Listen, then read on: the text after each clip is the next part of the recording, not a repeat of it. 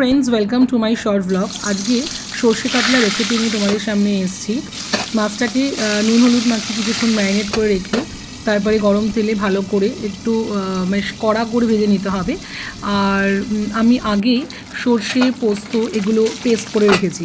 যাই হোক, চটজলদি হয়ে যায় এই রেসিপিটা, সেই জন্য যখন খুব তাড়া থাকে তখন এটা তোমরা করতে পারো। আমি জিরে ফোড়ন দিয়ে দিলাম মাছটা ভাজার পর, তার সাথে টমেটো আর কাঁচা লঙ্কা। আমার যে কোনো রান্নাটা আমি একটু টমেটো দেওয়াটা প্রেফার করি, তাতে কালারও হয় আর টেস্টও হয়।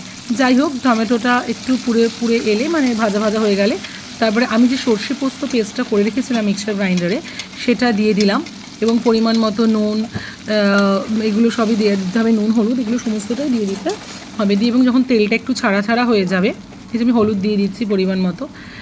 আর তোমরা চাইলে সর্ষে পোস্ত যে গুঁড়ো পাওয়া যায় সেটাও ইউজ করতে পারো, আমি ইউজ করি, বাট আজকে আমার পেস্ট ছিল, আমি পেস্টটা ইউজ করেছি।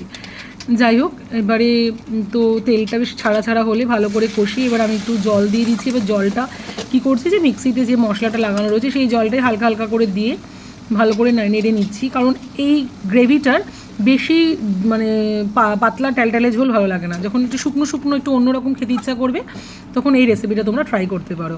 এবার এই মিক্সিতে মানে যতটুকু পরিমাণ মশলা ছিল সেটাতে আমার পরিমাণ মতো আমি জলটা দিলাম, দিয়ে মশলাটা যখন তেল ছেড়ে এসে সেই জলটুকুই আমি দিয়েছি।